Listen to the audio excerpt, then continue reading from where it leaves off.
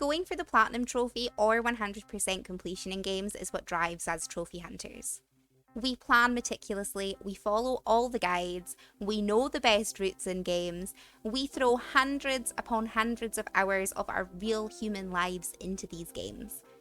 But what happens if, for various reasons, be they rage quits, bugs, lack of skill, you don't get the reward? You're robbed of your platinum. All these hours gone to waste. Well, that's what we're going to be talking about today, my friends. We are going to be talking about 5 of my biggest platinum fails. These are the games that I've come so close to platinuming, but probably never will. Hello trophy hunters and welcome back to the channel. Tanya here, and as I said, today we're going to be discussing my 5 biggest platinum fails. So without wasting any more of your time, let's just get straight into the list. First up on the list is the Final Fantasy VII Remake. I ended up snagging this on PS Plus last year, and I was so excited to finally give this a try. Despite never actually finishing the original version, please hold your judgment and put your pitchforks away. Thank you. For the most part, I did really enjoy this game. I did have a couple of issues with the pacing of the game and just how linear it is, but considering this game is literally just like the first couple hours of the original, it does kind of make sense that, eking 60 hours out of that does make it feel a bit slow and linear. So all that aside, I would say in general I did have a lot of fun with it. I did all the side quests, I leveled up all my weapons and materia, I got all the collectibles, I fully leveled up all of my party members. Things were going great. This game is currently sitting at 82% trophy completion, with only 2 trophies standing in between me and the platinum. One of these is for completing the game in hard mode, which I still haven't started yet, and the other is for defeating Pride and Joy in the battle simulator.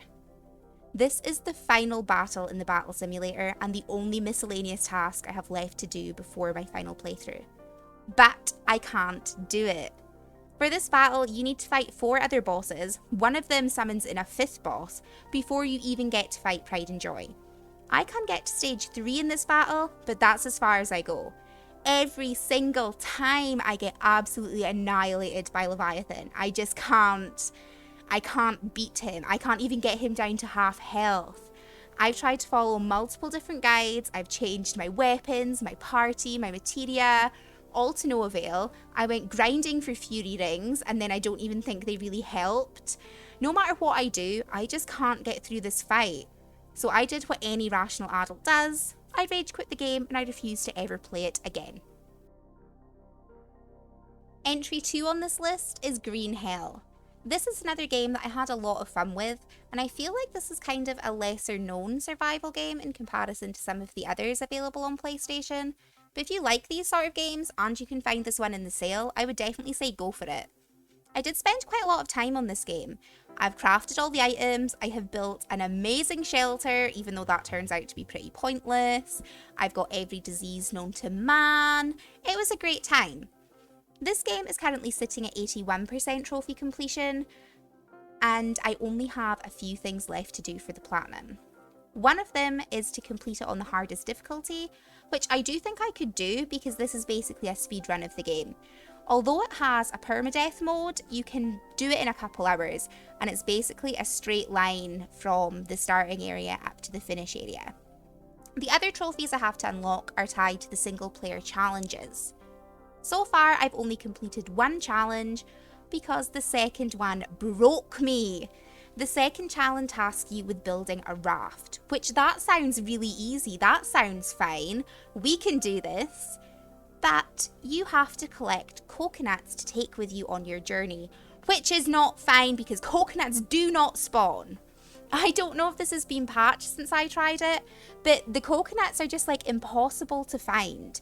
You have 3 days to get to your raft location, harvest all the materials you need to build your raft, and then you have to collect 24 coconuts, I think it is. But even if I had 3 weeks, I doubt I would be able to find all these coconuts. You have to travel so far away from your raft to look for them too, and the chance of you dying to rattlesnakes or tribesmen or a random cougar, it just skyrockets. This is still an ultra rare platinum and I would love to have this for my collection, but these coconuts will be the death of me. In third place, we have LA Noire. I'm sure at this point all of us have played or at least heard of this Rockstar classic, but if not, LA Noire is a detective game which is set in the 1940s. You play as Cole Phelps and you fight crime in the streets of LA. This is really fun, and I've played through this game multiple times over the years across PlayStation and Xbox, and I love it. I love detective things. I think it's so much fun. So this game is currently sitting at 90% completion, and I have done all of the ridiculous tedious things like collecting the cars, finishing up the street crimes, and getting all the weird little collectibles. So what is my plot breaker, you may ask? Tailing Candy Edwards without being spotted. This is the most infuriating thing I have done in an otherwise really easy game. During the stealth sequence, you can't use cover and you can't go incognito, so Cole just has to keep his distance and stand behind trees and things. But no matter what I do, how far back I am, whether I'm hidden or not, Candy sees me. Every single time. That in itself would be annoying, but you have to reload the game to try again, and there's no checkpoint right before the sequence, so you have to go through the whole questioning thing in her room, over and over and over again. I could probably quote that entire section of game in my sleep. I have done it that many times. I don't really have the patience for stealth in general, and the controls in LA Noire aren't really built for stealth, and the whole thing is just an absolute horror. A horror. I do not have the patience for this. I don't have the patience for Candy Edwards. Rip my hopes and dreams of owning this platinum. Entry number 4 is Crash Team Racing. Out of all the games on my list so far, this one is the one I have the lowest completion percentage on, which is 73. I got this game when it first released and I had an absolute blast with it. I love Crash Bandicoot and I had a great time boosting my way around the tracks, collecting all the familiar faces to drive my karts.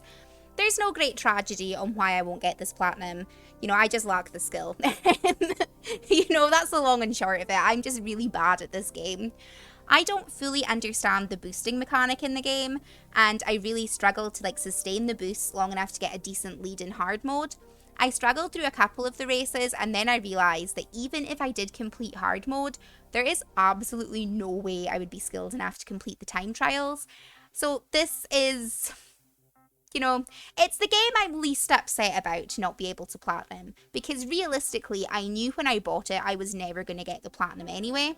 I still did play it pretty regularly up until recently when they stopped the online updates. So now I don't really touch it at all, which is a shame. But all in all, this is a really enjoyable game, and even if you don't think you'll be able to get the platinum in it, I still highly recommend playing it, because who does not love Crash Team Racing? Last but not least, we have Generation Zero. I'm not going to lie to you, I am still furious with this game. I was cheated out of the platinum and I am not okay with it.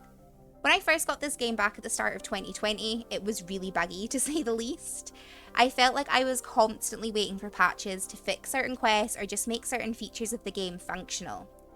Now, the concept of this game is amazing, but the execution of it was really poor.